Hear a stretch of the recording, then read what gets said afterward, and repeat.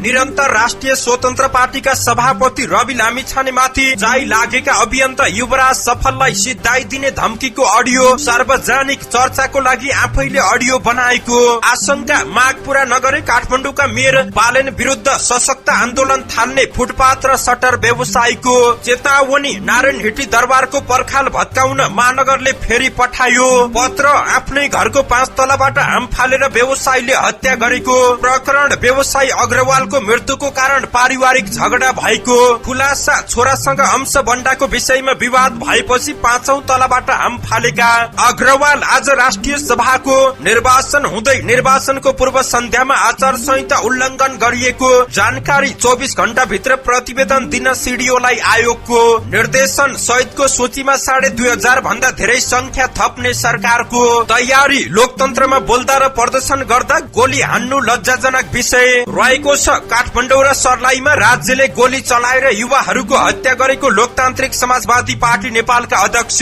महन्त ठाकुरको गम्भीर आरोप 2 पटक प्रधानमन्त्री बनिसकेकाले तेस्रो पटक बल गर्न हुँदैन भन्दै कांग्रेसका महामन्त्री विश्व प्रकाश शर्माको जिकिर भोलिका दिनमा पनि मिलेर अगाडि बढ्न सक्ने ठाउँ राखेर गठबन्धनमा मिलेर बसेका छौं गठबन्धन गर्ने मेरो रहर होइन बाध्यता रहेको छ गठबन्धन जोगाउन कांग्रेस प्रतिबद्ध रहेको कांग्रेसका सभापति शेरबहादुर देउवाको भनाई देश बनाउने जिम्मा हामी सबैको भएको दाहाल प्रचण्डको जिकिर प्रधानमन्त्री पुष्पकमल दाहाल प्रचण्डको मासिक तलब 94,000 अरु सेवा सुविधा के पाउँछन् त यस बारेमा सम्पूर्ण जानकारी जनमत पार्टीका 2 मन्त्रीको राजीनामा स्वीकृत गरियो दुवै मन्त्रालयको जिम्मेवारी मुख्यमन्त्री यादवलाई एमालेले माग्यो मध्य प्रदेशका मुख्यमन्त्री यादवको राजीनामा पहिचानवादीको साथ लिएर आन्दोलन गर्ने बाबुराम भट्टराईको तयारी नेपाललाई बहुल राष्ट्रिय राज्य बनाउनको लागि नै आन्दोलनमा उत्रने लोकतान्त्रिक समाजवादी पार्टीका वरिष्ठ नेता राजेन्द्र महतोको चेतावनी राष्ट्रपति रामचन्द्र पौडेलद्वारा माघ 22 गते दुवै सदनको बैठक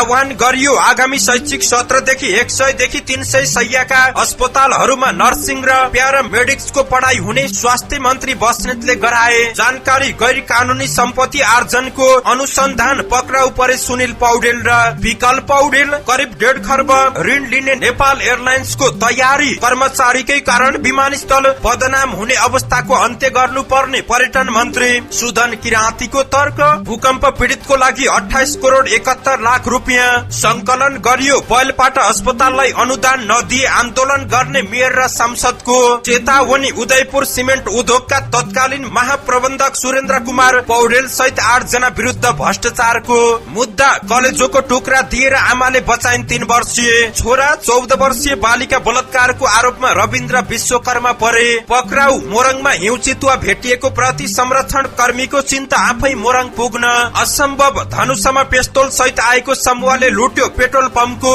10 लाख रुपैयाँ तराईमा चलिरहेको शीतलहर र बाक्लो हुस्सु अझै केही दिन नहट्ने पाकिस्तान र नेपाल बीचको खेलमा देखियो क्रिकेटकै दुर्लभ दृश्य नेपालका ब्याटरले दौडिएरै लिए 5 रन मंगोलियामा ग्यास विस्फोट हुँदा 6 जनाको मृत्यु 14 जना घाइते र रूसी जहाज दुर्घटनामा परेर 65 युक्रेनी युद्ध बन्दीको मृत्यु आक्रमण आफूले गरेको युक्रेनीको दाबी दर्शक महानुभाव नमस्कार तपाई हेर्दै हुनुहुन्छ नेपाल पोस्ट म गोविन्द चपागाई आज मिति विक्रमसम्म 2080 माघ महिनाको 11 गते बिहीबार यसबीचसम्म 2024 जनवरी 25 तारिक यसैगरी आज पुष शुक्ल पूर्णिमा तिथि सँगै आजबाट श्री स्वस्थानी व्रत कथा प्रारम्भ माघ स्नान पूर्णिमा व्रत पनि रहेको छ सनातन कालदेखि धार्मिक रूपले अति महत्वपूर्ण मानिने श्री स्वस्थानी व्रत आजबाट शुरू हुँदैछ हिमालय पुत्री पार्वतीले शिवको वर पाऊ भनी श्री स्वस्थानी माताको व्रत बसेकाले शिव भगवानसँग विवाह भएको किम्वदन्ती रहेको छ दर्शक महानुभाव सदा चाहिँ आज पनि उपस्थित भएका छौं विशेष गरी देशको पछिल्लो राजनीतिक अवस्था के कस्तो रहेको छ त विभिन्न नेताहरूको तर्क आज राष्ट्रिय सभाको निर्वाचन हुँदैछ यस बारेमा जानकारी दिनेछौं लगायत आज दिनभरि कहाँ के हुँदैछ त सम्पूर्ण जानकारीहरू लिएर यहाँ सामु उपस्थित भएका छौं दर्शक महानुभाव सकेसम्म देशैभरिका अपडेटलाई समेट्ने कोसिस गर्नेछौं समाचार समय अवधिसम्म हामी सँगै रहनुहोला समाचार सुरु गरौं अभियन्ता युवराज सफललाई सिधाइदिने धम्कीको अडियो सार्वजनिक भएको प्रसंगबाट राष्ट्रसभा सभापति रवि लामिछाने विरुद्ध निरन्तर लागि परेका अभियन्ता युवराज सफललाई ज्यान मार्ने धम्की आएको भन्दै एउटा अडियो सार्वजनिक भएको सामाजिक सञ्जालमा हालिएको अडियोमा सफलले एक अपरिचित व्यक्तिसँग कुराकानी गरेको सुनिएको छ। दुवैले आरामसँग कुरा गरेको सुन्दा संवाद बनावटी हो कि जस्तो पनि लागेको छ, तर सफलले साँच्चीकै धम्की आएको दाबी गरेका छन्। उनले भने हिजो राति एनटीसीकै नम्बरबाट फोन आएको थियो, मार्ने धम्की दियो। मैले पनि खोज तलास गरेर उसको व्हाट्सएप पत्ता लगाई अनि प्रहरीलाई पठाइदिए। भोलिपल्ट बिहान उसले फेरि फोन गरेर माफी माग्यो, आफूबाट गल्ती भएको स्वीकार गर्यो। ल त भनेर मैले पनि माफी दिए, प्रहरीलाई पनि होस कारबाही नगर्नु भनेको छु। ती व्यक्ति सरकारी कर्मचारी भएको आफूले पत्ता लगाएको पनि उनको दाबी रहेको छ। कुन विषयमा धम्की दिएको भन्ने प्रश्नमा सफलले भने त्यही रवि लामिछाने विरुद्धको उजुरी फिर्ता लिनुपर्ने भन्दै धम्की आएको दाबी गरेका छन्। यो अडियो सुनेर धेरैले विश्वास भने गरेका छैनन्। चर्चामा आउनकै लागि युवराज सफल आफैले यो अडियो बनाएको हुन सक्ने उनीहरूको आशंका रहेको छ। काठमाडौँ महानगरपालिकाको निर्णय विरुद्ध व्यवसायीहरूले आन्दोलन शुरू गरेका छन्। मेयर बालन शाहको निर्णय अवैज्ञानिक र व्यवसायीहरूलाई नै संकटमा पार्ने किसिमको रहेको भन्दै न्यू रोड क्षेत्रका व्यवसायी र सुनधारा तथा रत्न पार्क क्षेत्रका फुटपाथ व्यापारीहरूले छुट्टा छुट्टै आन्दोलन गरेका छन्। मंगलबारदेखि लागू हुने गरी महानगरपालिकाले न्यू रोड क्षेत्रको पार्किङ हटाएपछि त्यस क्षेत्रका व्यवसायीहरू आक्रोशित हुँदै आएका छन्। मंगलबार नै न्यू रोड क्षेत्रमा प्रदर्शन गरेका उनीहरूले सो कार्यालय बुधबार पनि निरन्तरता दिएका छन्। उनीहरूले न्यू रोडका शटरहरू बन्द गर्दै महानगरपालिका र मेयर बालन शाह विरुद्ध नाराबाजी गरेका थिए। यस्तै सुनधारा र रत्न पार्कमा व्यापार गर्ने करिब 100 जना सड़क व्यापारीहरूको सामान लुट्ने काम भएको आरोप लगाउँदै महानगरपालिका अगाडि नै धरनामा बसेका थिए। सड़क व्यापारी कुमार सापकोटाले नगर प्रहरीको गुण्डागर्दी व्यवहार सही नभएको बताएका छन्। उनले सड़क व्यापारीहरूलाई व्यवस्थित गराउनु पर्ने र नियन्त्रणमा लिएको सामान फिर्ता दिनुपर्ने आफूहरूको माग रहेको बताएका छन्। माग पूरा नहुँदासम्म आन्दोलन गरिरहने उनीहरूले चेतावनी दिएका छन्। व्यापार गर्न समय छुट्याइदिएको गुनासो गर्दै सड़क व्यवसायीले आर्थिक रूपमा आफूहरू निकै समस्यामा रहेको गुनासो गरेका छन्, जसको कारण आफ्ना छोराछोरीहरूलाई पढाउन कोठा भाडा तिर्न समस्या मात्रै छैन, बिहान बेलुका हातमुख जोड्न पनि गाह्रो भएको उनीहरूको गुनासो रहेको छ। यसै गरी काठमाडौँ महानगरपालिकाले नारायण हिटी दरबारको पर्खाल अग्लो भएको भन्दै भत्काउन पुनः अर्को पत्र पठाएको छ। महानगरपालिकाले नेपाल ट्रस्टलाई 13 पुसमा मापदण्ड भन्दा अग्लो पर्खाल बनाएको भन्दै भत्काउन पत्र लेखेको थियो, तर नेपाल ट्रस्टले अटेर गरेपछि महानगरले हिजो बुधबार फेरि पत्र पठाएर नारायण हिटीको पर्खाल भत्काउन भनेको छ। महानगरको पर्खाल सम्बन्धी आफ्नै मापदण्ड रहेको छ। उक्त मापदण्ड भन्दा बाहिर कुनै पनि पर्खाल बनाउन पाइँदैन। नारायण हिटीको मापदण्ड भन्दा अग्लो भएकाले संरचना सुधार गर्नको लागि भनेका हौ। काठमाडौँ महानगरको शहरी व्यवस्थापन विभाग प्रमुख अर्चना साकेको भनाई रहेको छ। महानगरको मापदण्ड अनुसार 1.2 मिटर अग्लो पर्खाल र 0.6 मिटर जाली लगाउन पाइने बताइएको छ। घरको छतबाट आम फालेका धनगढ़ीका व्यवसायी सन्तोष अग्रवालको परिवारमा अंश बण्डा सम्बन्धी विवाद रहेको पाइएको छ। धनगढ़ी उपमहानगरपालिका 4 को बस पार्कमा आफ्नै घरको तल्लो तलामा सन्दीप स्टोर सञ्चालन गरेर श्रृंगार सामानको होलसेल व्यवसायी अग्रवालको हिजो बुधबार नवजीवन अस्पतालमा मृत्यु भएको थियो। छोरासँग अंश बण्डाको विषयमा विवाद भएपछि घरको 5औं तलाबाट आम फालेका अग्रवालको उपचारको क्रममा मृत्यु भएको थियो। प्रहरीका अनुसार काठमाडौँ बस्दै आएका जेठा छोरा हिजो बुधबार बिहान घर आएका थिए। कान्छा छोरा भने सन्तोषसँगै धनगढ़ीमा बस्ने गरेका थिए। प्रहरी स्रोतका अनुसार अग्रवाल बिहानै आफ्नै पसल सन्दीप स्टोरमा काम गरिरहेका थिए। त्यही पुगेर जेठा छोराले अंश बण्डाको विषयमा कुरा उठाएपछि विवाद भएको थियो। त्यसपछि सन्तोषले छोरालाई तिम्रो आमालाई बोलाएर ल्याउँछु पख भन्दै पसलबाट माथि गएका थिए। सामाजिक सञ्जाल मार्फत सार्वजनिक भिडियोमा अग्रवाल घरको छतमा चढेको बेला स्थानीयले त्यसो नगर्न भनेको सुनिएको छ, तर उनी कसैको कुरा प्रवाह नगरी हाम फालेको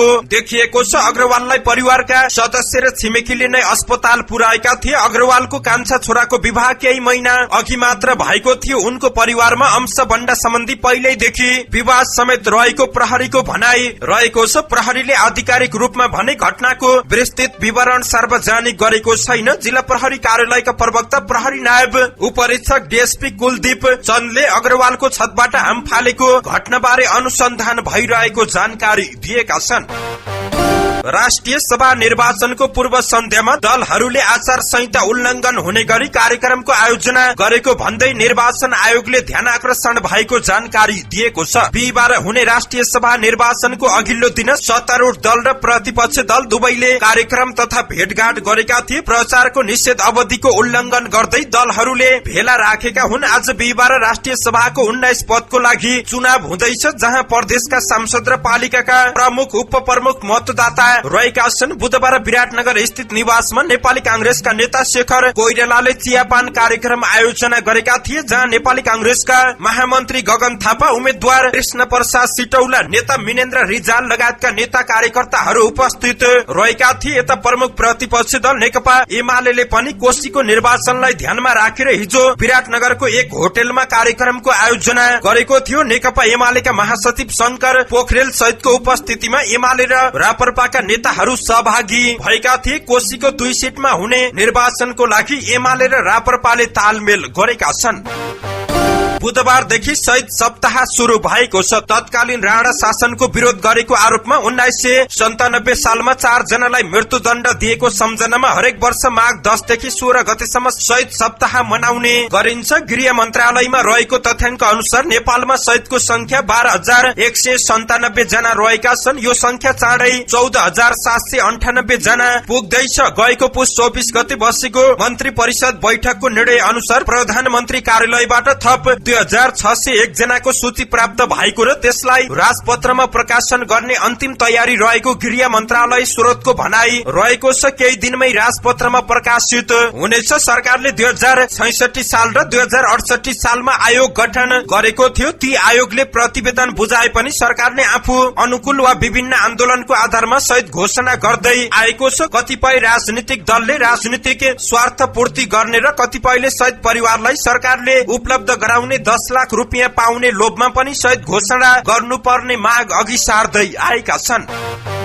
लोकतान्त्रिक समाजवादी पार्टी नेपालका अध्यक्ष महन्त ठाकुरले बालकुमारी र सर्लाहीको प्रदर्शनको क्रममा सरकारद्वारा गोली हानेर हत्या गर्नु लज्जाजनक विषय भएको टिप्पणी गरेका छन्। बुधबार गजेन्द्र नारायण सिंहको 22औं पुण्यतिथिको अवसरमा काठमाडौँमा आयोजित कार्यक्रमलाई सम्बोधन गर्दै उनले यस्तो टिप्पणी गरेका हुन्। उनले भने, हामी अहिले पनि आफूलाई आन्दोलनकै अवस्थामा पाउँछौ, किनभने बारम्बार हामी सोच्नको लागि बाध्य हुन्छौ कि फेरि जेलमा बस्न, फेरि फाँसी पाउन, फेरि गोली चलाइरहेको छ, लाठीचार्ज भइ नै रहेको छ। यही काठमाडौँमै गोली चल्यो, सर्लाहीमै गोली चल्यो, यो लज्जाजनक विषय रहेको छ। उनले सर्लाही र बालकुमारीमा प्रदर्शन गर्दा पनि सरकारबाट गोली हानी हत्या गरिएको घटनाको विरोध गरेका छन्। उनले स्वतन्त्रताको लागि लड्नेहरूबाटै प्रदर्शन गर्दा र बोल्दा मार्ने कुरा लोकतन्त्रको पक्षमा नहुने दावी गरेका छन्। उनले लोकतन्त्रमा बोल्ने र प्रदर्शन गर्ने सुविधा सबैलाई हुने बताएका छन्। अध्यक्ष ठाकुरले जनसंख्याको आधारमा प्रदेश र स्थानीय सरकार बन्न नसकेको गुनासो पनि गरेका छन्।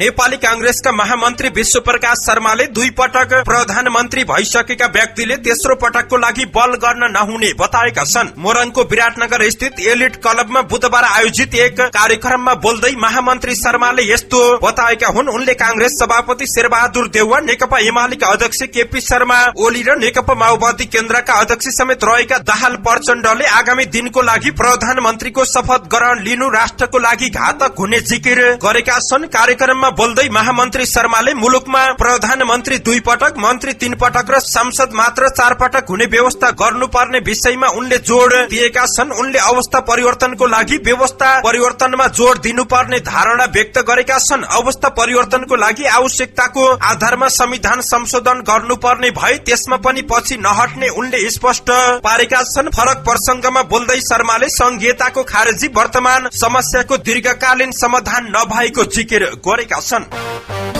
नेपाली कांग्रेसका सभापति शेरबहादुर देउवाले संविधान अनुसार कुनै पार्टीको एकल बहुमत आउने अवस्था नभएपछि गठबन्धन गर्नु परेको बताएका छन्। कांग्रेस स्याङ्जा जिल्ला सम्मेलनलाई सम्बोधन गर्दै गठबन्धन गरेपछि आफूहरू मिलेर बसेको बताएका छन्। उनले भने, अहिले धेरै साथीहरू किन अरू पार्टीसँग मिल्ने भन्छन्। अहिलेको संविधान अनुसार कुनै पनि पार्टीको बहुमत आउन गाह्रो रहेको छ। समानुपातिक र समावेशी व्यवस्था रहेको छ। सबैलाई राजनीतिमा ल्याउनु पर्छ। चुनाव जित्न नसक्नेहरू पार्टीहरूलाई समानुपातिक समावेशी सिद्धान्तबाट ल्याउनु पर्छ। एउटै पार्टीको बहुमत आउन गाह्रो भएपछि कुनै पनि पार्टीसँग मिल्नु पर्ने आवश्यकता रहेको देउवाको जिकिर रहेको छ। गठबन्धन हाम्रो बाध्यता हो। अहिले गठबन्धनको सरकार बनेको छ। हामीलाई त्यस्तो कुनै समस्या रहेको छैन। मिलेर बसेका छौं। भोलिका दिनमा मिलेर अगाडि बढ्ने ठाउँ रहेको छ। स्वरोजगार लगायतका कार्य गरेर विदेश गएकाहरूलाई यही रोक्नु पर्ने देउवाको भनाई रहेको छ। नयाँ व्यवस्था आएसँगै देशमा विकासले गति लिएको भन्दै सभापति देउवाले यही शासन व्यवस्थालाई प्रभावकारी बनाउन आवश्यक रहेको बताएका छन्। पछिल्लो समय महिला, जनजाति तथा पछाडि परेको समुदायलाई विशेष स्थान दिएको भन्दै उनीहरूलाई अगाडि बढाउन समानुपातिक र समावेशी सिद्धान्त ल्याइएको देउवाको भनाई रहेको छ। पहाड़ी जिल्लामा विकासको नीति बनाउन सुझाव दिँदै सभापति देउवाले जल स्रोत र स्थानीय स्रोत साधनको सही सदुपयोग गर्नुपर्ने बताएका छन्। कांग्रेसका कार्यकर्तालाई निराश नहुन आग्रह गर्दै सभापति देउवाले कांग्रेसले सबैलाई मिलाएर लैजाने र देशको विकास गर्ने दावी गरेका छन्। प्रधानमन्त्री पुष्पकमल दाहाल प्रचण्डले देश बनाउने जिम्मा सरकार सबै राजनीतिक दलका साथै विभिन्न तह र तबकाका जनसमुदायको भएको बताएका छन्। उनले अहिले देशको राजनीतिक, आर्थिक, सामाजिक, सांस्कृतिक र शैक्षिक क्षेत्रमा रूपान्तरणको खाँचो औलाउँदै यसका लागि राज्यको साथै सबैले जिम्मेवारी लिनुपर्ने बताएका छन्। उनले देश बनाउन सबैभन्दा बेस्ट ब्रेनहरू केन्द्रित गर्नुपर्छ भन्ने आफ्नो विगतदेखि नै सोच रहँदै आएको बताउँदै अहिले विश्वविद्यालयलाई राजनीतिक भागबण्डा बनाउन हुँदैन भनेर विगतको परम्परामा ब्रेक थु गर्न लागि यसमा बौद्धिक समुदायको साथ र सहयोगको अपेक्षा गरेका छन्। दाहाल प्रचण्डले आफू प्रधानमन्त्री भएदेखि नै भोलिको उज्यालो र समुन्नत नेपालको लागि सुशासन, सामाजिक न्याय र समृद्धिको पक्षमा अनवरत काम गरिरहेको बताउँदै आम जनतालाई देशमै भविष्य छ भनेर भरोसा दिनुपर्ने दायित्व राज्यको भएकाले यसमा बौद्धिक समुदायको पनि महत्वपूर्ण भूमिका रहने दावी गरेका छन्। देशका प्रधानमन्त्री र मन्त्रीहरूले मासिक पारिश्रमिक र अन्य सुविधा प्राप्त गर्ने गरेका छन्। दाहाल पुष्पकमल दाहाल प्रचण्डको मासिक तलब 94,280 रुपियाँ रहेको छ। त्यसबाहेक मासिक 300 लिटर पेट्रोल, राज्य मन्त्री स्तरको सल्लाहकारदेखि कार्यालय सहायकसम्म गरी 34 जना कर्मचारीको सुविधा रहेको छ। यसका अतिरिक्त दैनिक भ्रमण भत्ता र सुरक्षा व्यवस्था पनि रहेको हुन्छ। दैनिक भ्रमण भत्ता 3000 रहेको छ, जुन राजधानी बाहिर गएको दिन पाउने व्यवस्था रहेको छ। प्रधानमन्त्री र मन्त्रीहरूले लिने पारिश्रमिक र सुविधा सम्बन्धी व्यवस्था गर्न बनेको ऐन 2049 ले प्रधानमन्त्री, मन्त्री, राज्य मन्त्री र सहायक मन्त्रीको पारिश्रमिक र सुविधा सम्बन्धी कानूनी व्यवस्था गरेको थियो। त्यस यताका सरकारहरूले उक्त ऐन संशोधन गर्दै 2080 साल अर्थात हालसम्म आइपुग्दा प्रधानमन्त्री र मन्त्रीहरूको पारिश्रमिक 10 गुणाले वृद्धि गरेको पाइएको छ। मधेस सरकारबाट बाहिरिएको जनमत पार्टीका 2 मन्त्रीले दिएको राजीनामा स्वीकृत भएको छ। मंगलबार साँझ जनमतबाट शिक्षा तथा संस्कृति मन्त्री रहेका महेश प्रसाद यादव र श्रम तथा यातायात मन्त्री रहेका चन्दन सिंहले मुख्यमन्त्री सरोज कुमार यादव र प्रदेश प्रमुख हरिशंकर मिश्रलाई राजीनामा बुझाएका थिए। उनीहरूको राजीनामा स्वीकृत गर्दै प्रदेश प्रमुखको कार्यालयले दुवै मन्त्रालयको जिम्मेवारी मुख्यमन्त्री यादवलाई तोकेको छ। प्रदेश प्रमुख कार्यालयका निमित्त सचिव शत्रुधन यादवले बुधबार विज्ञप्ति जारी गर्दै शिक्षा तथा संस्कृति र श्रम तथा यातायात मन्त्रालयको कार्यभार मुख्यमन्त्री यादवले सम्हाल्ने गरी तोकिएको जनाएको छ। नेकपा एमाले मध्य प्रदेश कमिटिले मध्य प्रदेशका मुख्यमन्त्री सरोज यादवको राजीनामा मागेका छन्। सप्तरीको राजविराज स्थित मध्य कृषि विश्वविद्यालय भवनको शिलान्यासको क्रममा सोमबार भएको घटनाप्रति गम्भीर ध्यानाकर्षण भएको बताउँदै एमाले मुख्यमन्त्री यादवको राजीनामा माग गरेको छ। एमाले मध्य प्रदेश कमिटिले बुधबार एक विज्ञप्ति जारी गर्दै भनेको छ, यी सबै घटनाले यो सरकारको नलायकीपन प्रष्ट पारेको छ। सरकारको आफ्नै भूमिकाले उसको अब सरकारमा बस्ने नैतिकता समाप्त भएको हाम्रो ठहर रहेको छ। शिलान्यासको विरोध गर्दा तत्कालीन शिक्षा मन्त्री एवं जनमत पार्टीका नेता महेश यादव र सत्तापक्षका प्रदेश सांसदहरू नै प्रहरीबाट कुटिनुले लोकतन्त्रको उपहास भएको एमालेको ठहर रहेको छ। विश्वविद्यालय भवन शिलान्यासमा विरोध जनाउँदै जनमत पार्टीले मध्य सरकार छाडिसकेको छ। भवनको शिलान्यास जसपाका अध्यक्ष उपेन्द्र यादवले गरेका थिए। काठमाडौँमा जनमत पार्टीका अध्यक्ष सीके राउत लगायतका नेताहरू धोती पहिरन गरी सड़कमा निस्किँदा मन्त्री अनिता शाह लगायत गठबन्धनका नेता तथा सांसदलाई निषेधाज्ञा उल्लंघनको बहानामा पक्राउ गरेको घटनाप्रति पनि एमाले मधेस कमिटिले आपत्ति जनाएको छ। नेपाल समाजवादी पार्टी नेकपाका अध्यक्ष डाक्टर बाबुराम भट्टराईले कोशी प्रदेश पुनः नामाङ्कन आन्दोलनका अभियन्ताहरूसँग संवाद गरेका छन्। प्रदेश 1 लाई कोशी प्रदेश नामाङ्कन गरेपछि जातीय पहिचान सहितको प्रदेश नामाङ्कनको माग गर्दै एक समूहले आन्दोलन गरिरहेको छ। कोशी प्रदेश पुनः नामाङ्कन आन्दोलनका अभियन्ताहरूसँगको भेट सार्वजनिक गर्दै भट्टराईले भनेका छन्, वर्तमान नेपाल राज्यको बहुराष्ट्रिय बनोटलाई ध्यान दिँदै विविध राष्ट्रियताहरूको मौलिक पहिचान र स्वायत्तताको अधिकार सहित दरिलो संघीय पुनः संरचना गर्ने ऐतिहासिक जनयुद्ध र जन आन्दोलनको घोषित लक्ष्य अनुरूप वर्तमान अपूर्ण संघीय प्रणालीलाई पूर्णता दिन सबै राष्ट्रियताका अग्रगामी शक्तिहरूको संयुक्त आन्दोलन निर्माण गर्नुपर्नेमा जोड़ दिएका छन्। लोकतान्त्रिक समाजवादी पार्टीका वरिष्ठ नेता राजेन्द्र महतोले नेपाल एकल राष्ट्रिय राज्य हुन नहुने बताएका छन्। बुधबार स्वर्गीय गजेन्द्र नारायण सिंहको 22औं पुण्यतिथिको अवसरमा आयोजित सभालाई सम्बोधन गर्दै उनले नेपाललाई बहुल राष्ट्रिय राज्यमा लैजानु पर्ने बताएका छन्। यो देश भनेको एकल होइन, यो देशको सबैभन्दा ठूलो समस्या भनेको यो देश एकल चलाइयो, नेपाल साझा फुलबारी भनेर बनाइयो तर एकल फुलबारी भनेर चलाइयो। नेपाल एकल जातीय होइन, एकल राष्ट्रिय राज्य होइन, यो बहुल राष्ट्रिय राज्य हो उनको भनाई रहेको छ। नेपाल मधेसी जनजाति थारू खस आर्य सबैको देश भएको आवाज हुनुपर्ने उनको तर्क रहेको छ। नेपालका शासकहरूले नेपाललाई सबैको नबनाएर एकल चिन्तनको साथ देश चलाएको उनले आरोप लगाएका छन्। नेता महतोले आफूहरू बहुल राष्ट्रिय राज्य स्थापनाको लागि आन्दोलनको तयारीमा रहेको पनि चेतावनी दिएका छन्। राष्ट्रपति रामचन्द्र पौडेलले संघीय संसदको दुवै सदनको बैठक आह्वान गरेका छन्। राष्ट्रपति पौडेलले माघ 22 गते दुवै सदनको बैठक बोलाएका हुन्। नेपालको संविधानको धारा 93 को उपधारा 1 बमोजिम माघ 22 गते सोमबारको दिन 4 बजे संघीय संसदको दुवै सदनको अधिवेशन आह्वान गरिएको राष्ट्रपति कार्यालयका प्रवक्ता शैलजा रेग्मी भट्टराईले जानकारी दिएकी हुन्। मन्त्री परिषदको मंगलबार बसेको बैठकले दुवै सदनको अधिवेशन आह्वान गर्न राष्ट्रपति रामचन्द्र पौडेललाई सिफारिस गरेको थियो। स्वास्थ्य तथा जनसंख्या मन्त्री मोहन बहादुर बस्नेतले आगामी शैक्षिक सत्रदेखि 100 देखि 300 शय्याका अस्पतालहरूमा नर्सिङ र प्यारामेडिक्सको पढ़ाई शुरू हुने दावी गरेका छन्। शुक्रबार ट्रपिकल तथा सरुवा रोग अस्पताल टेकुको 90औं वार्षिक उत्सव समारोहलाई बुधबार काठमाडौँमा सम्बोधन गर्दै स्वास्थ्य मन्त्री बस्नेतले चिकित्सा शिक्षाको विकासले देशमा रोजगारीको ढोका खुल्ने बताएका छन्। उनले अब अस्पतालहरूले बिरामीको उपचार मात्र गर्ने नभई चिकित्सा क्षेत्रको जनशक्ति पनि उत्पादन गर्नुपर्ने उल्लेख गरेका छन्। मन्त्री बस्नेतले शुक्रबार ट्रपिकल तथा सरुवा रोग अस्पतालको सेवा विस्तारको लागि मन्त्रालय सकारात्मक भएको पनि दावी गरेका छन्।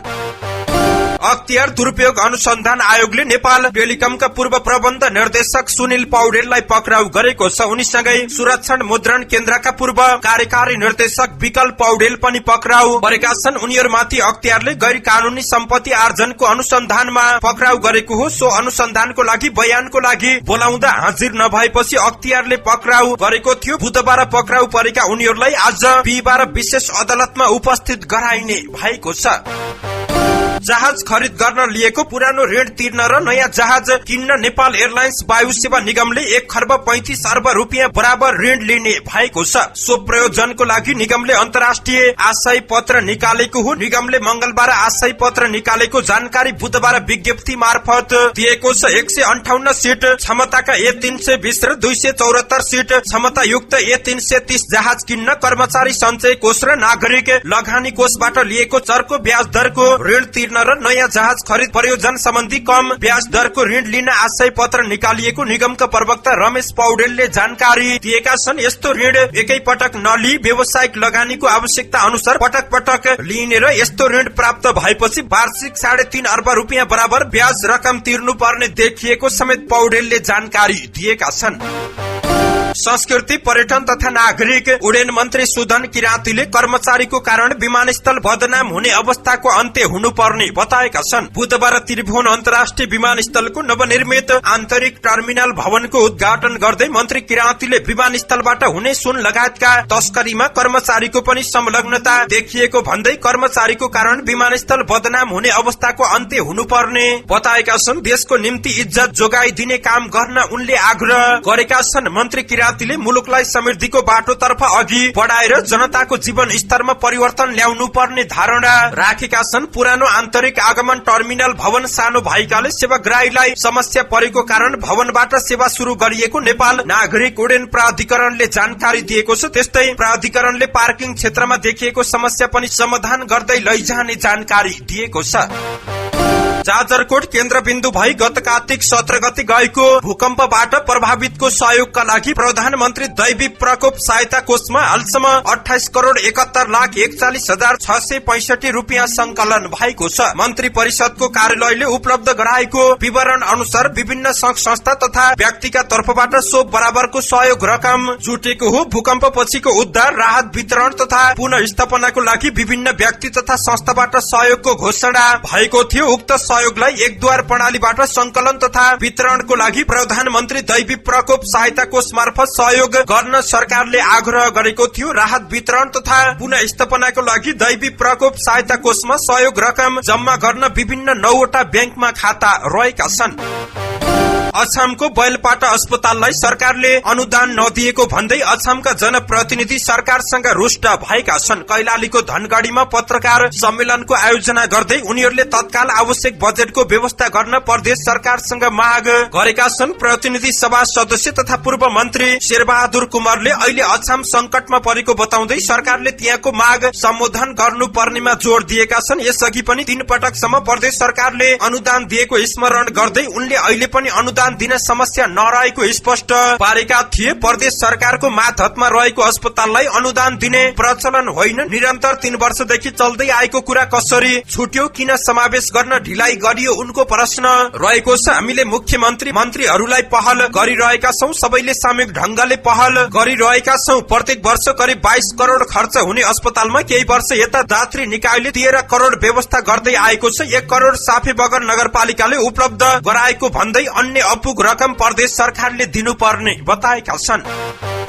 उदयपुर सिमेन्ट उद्योगका तत्कालीन महाप्रबन्धक सुरेन्द्र कुमार पौडेल सहित 8 जना विरुद्ध भ्रष्टाचारको मुद्दा दर्ता भएको छ। पौडेल सहित 8 जनाले भेरिएबल फ्रिक्वेन्सी ड्राइभ VFD खरिद गर्दा भ्रष्टाचार गरेको अनुसन्धानमा देखिएकाले विशेष अदालत काठमाडौँमा मुद्दा दर्ता गरेको अख्तियारका प्रवक्ता नरहरि घिमिरेले जानकारी दिएका छन्। बिना अध्ययन र औचित्य समेत यकिन नगरी तथा लागत अनुमान समेत नबनाई उपयोग नहुने सामग्री खरिद गरेको पाइएको अख्तियारले जानकारी दिएको छ। सामान खरिद पछि गुणस्तर परीक्षण नगराएको, जिम्मेवार पदाधिकारीबाट भुक्तानी नगरी निमित्तबाट भुक्तानी गरी महाप्रबन्धकबाट समर्थन समेत नगराएको, खरिद गरिएको सामग्री मध्ये 160 किलोवाटको VFD प्यानले 5 वर्षसम्म पनि परीक्षण नगराएको, अस्वाभाविक रूपमा बढी सामान खरिद गरेको पाइएको अख्तियारको ठहर रहेको छ।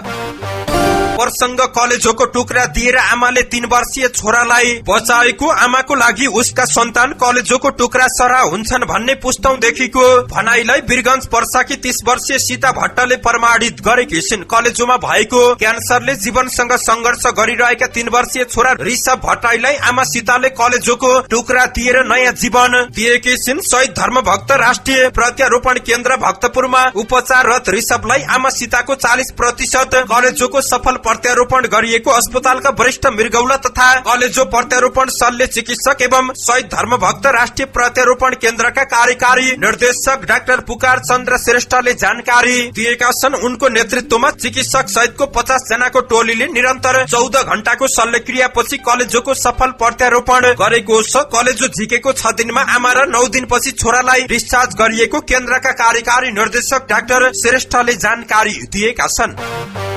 कालीकोटमा 14 वर्षीय बालिका बलात्कारको आरोपमा 1 जना पक्राउ परेका छन्। पक्राउ पर्नेमा कालीकोट खाँडा चक्र नगरपालिका 2 का 29 वर्षीय रविन्द्र विश्वकर्मा रहेका छन्। उनलाई प्रहरीले पक्राउ गरेको छ। पक्राउ परेका विश्वकर्मा माथि थप अनुसन्धान भइरहेको जानकारी प्राप्त भएको छ। मंगलबार मोरङको उर्लाबारीमा हिउँ चितुवा फेला परेको घटना प्रति संरक्षण अभियन्ताहरूले चिन्ता व्यक्त गरेका छन्। 4000 मिटर भन्दा बढी उचाइमा विचरण गर्ने हिउँ चितुवा 150 मिटरको उचाइमा भेटिनु चिन्ताको विषय भएको हिउँ चितुवा बारे लामो समय अनुसन्धान गरेका त्रिभुवन विश्वविद्यालयका प्राध्यापक करण शाहले जानकारी दिएका छन्। उनका अनुसार खाना खोज्दै वा अरू कारणले हिउँ चितुवा मोरङको उर्लाबारीमा आइपुग्न असम्भव जस्तै रहेको छ। त्यसैले यो चोरी सिकारी वा कुनै किसिमबाट मानिसले ल्याएको हुन सक्ने उनको अनुमान रहेको छ। चोर शिकारले जिउँदै हिउँ चितुवा समातेर अन्यत्र लैजाने घटना यसअघि नदेखिएकोले यो घटनाबाट शंका बढेकोले अनुसन्धान गर्नुपर्ने प्राध्यापक शाहको भनाई रहेको छ। बाँसघारीमा लुकेको अवस्थामा स्थानीयले देखेर खबर गरेपछि राष्ट्रिय प्रकृति संरक्षण कोषको टोलीले हिउँ चितुवालाई बेहोस पारेर नियन्त्रणमा लिएको थियो। समातिएको हिउँ चितुवाको पुच्छर लामो नभएको, शरीरमा हुनुपर्ने जति रौँ विकसित भएको नदेखिएको जस्तो कारण हिउँ चितुवा बच्चैमा कसैले समातेर पालेको, अहिले भागेको हुन सक्ने अनुमान गरिएको छ। हुनै नसक्ने घटना देखिएकाले हिउँ चितुवा भेटियो भनेर खुशी नभई कसले किन ल्यायो भन्ने बारे अनुसन्धान हुनुपर्ने संरक्षण कर्मीको जोड रहेको छ।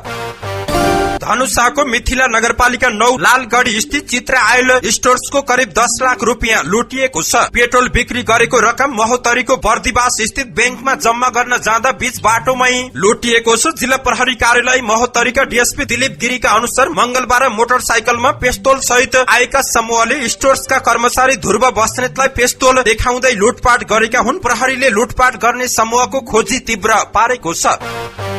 मौसम सम्बन्धी जानकारी। तराईमा चलिरहेको शीतलहर र बाक्लो हुस्सु अझै केही दिन नहट्ने भएको छ। तराईका कुनै कुनै ठाउँमा बेलुकासम्म नै बाक्लो हुस्सुले ढाकिरहेको छ भने शीतलहर पनि चलेको छ। तीव्र गतिको हावा नचलेको र पानी नपरेकाले राति लागेको हुस्सु दिनभरि पनि नहटेको मौसम पूर्वानुमान महाशाखाका मौसमविद सरोज पुडा सैनीले जानकारी दिएका छन्। बाक्लो हुस्सुले तराई क्षेत्रका सबै जसो विमानस्थलमा वायु उडान प्रभावित भएको छ। धेरै जसो उडान ढिलाइ भएका छन्, केही रद्द भएका छन्। सड़कमा गाड़ीहरू दिउँसै बत्ती बालेर गुडिरहेका छन्। यसैबीच अहिले कोशी बागमती र गण्डकी प्रदेशमा मौसम बदली भएको छ। ताप्लेजुङ, गोर्खा, मनाङ लगायत जिल्लामा केही ठाउँमा हल्का पानी परेको छ। उच्च पहाड़ी र हिमाली क्षेत्रमा हिमपात पनि भइरहेको छ। नेपालमा पश्चिमी वायुको प्रभाव रहेकाले केही दिन केही ठाउँमा पानी पर्ने र उच्च पहाड़ी तथा हिमाली क्षेत्रमा हिउँ पर्ने सम्भावना रहेको मौसमविद पुडा सैनीले जानकारी दिएका छन्। तर देशैभर जमिन भिज्ने गरी एकैपटक पानी पर्ने सम्भावना भने कम रहेको छ। चर्को खडेरीले बाली नालीमा ठूलो असर परेको छ। केही ठाउँमा पानीको हाहाकार हुनुको साथै प्रदूषण पनि बढेको छ। आईसीसी U19 विश्वकप अन्तर्गत नेपाल र पाकिस्तान बीचको खेलमा क्रिकेटकै दुर्लभ घटना भएको छ। विश्वकप अन्तर्गत बुधबार दक्षिण अफ्रिकाको बफेलो पार्कमा टस जितेर ब्याटिङमा आएको नेपालका ब्याटरले दौडिएरै 5 रन लिएका हुन्। विश्व क्रिकेटमा दौडिएर 5 रन लिएको दृश्य निकै कम मात्र देख्न पाइन्छ। नेपालका आकाश चन्दले 49औं ओभरको 5औं बलमा दौडिएरै 5 रन ल्याएका हुन्। पाकिस्तानका मोहम्मद जिसानको बलमा आकाश र सुभाष भण्डारीले दौडिएर 5 रन लिएका हुन्। यसैगरी दक्षिण अफ्रिकामा जारी U19 विश्वकप क्रिकेट प्रतियोगितामा नेपाल पाकिस्तानसँग 5 विकेटले पराजित भएको छ। नेपालले दिएको 198 रनको लक्ष्य पाकिस्तानले 47 ओभर 4 बलमा 5 विकेट गुमाएर पूरा गरेको हो। बोलिङमा नेपालका आकाश चन्दले 3 र आकाश त्रिपाठीले 1 विकेट लिएका हुन्। यसअघि दक्षिण अफ्रिकाको मैदानमा टस जितेर पहिला ब्याटिङ गरेको नेपाल निर्धारित 50 ओभरमा सबै विकेट गुमाउँदै 197 रन बनाएको थियो। नेपालका लागि ओपनर विपिन रावलले सर्वाधिक 39 रन बनाएका हुन्। दीपक डुम्रेले 26, कप्तान देव खनालले 23, सुभाष भण्डारी 20 र गुलसन झाले 18 रनको योगदान दिएका हुन्। यसअघि नेपाल पहिलो खेलमा न्यूजील्याण्डसँग 64 रनले पराजित भएको थियो। अब नेपालले भोलि शुक्रबार अफगानिस्तानसँग खेल्ने तालिका रहेको छ।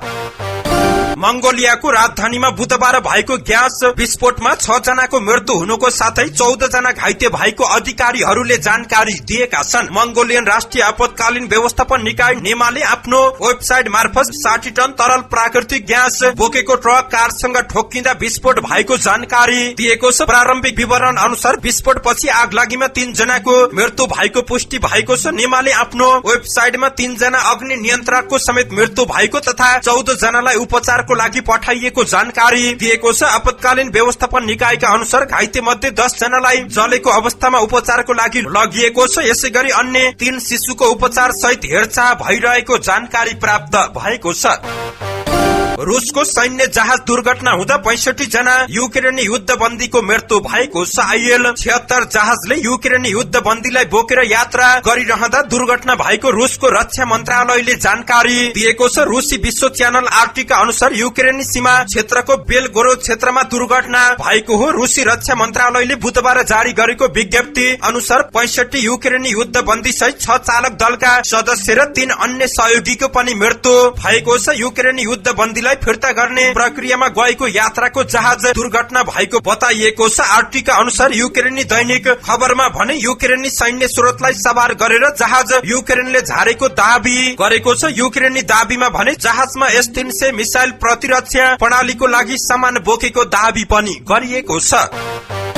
धन्यवाद। यस्तै ताजा समाचारको लागि नेपाल पोस्ट हेर्दै गर्नुहोला।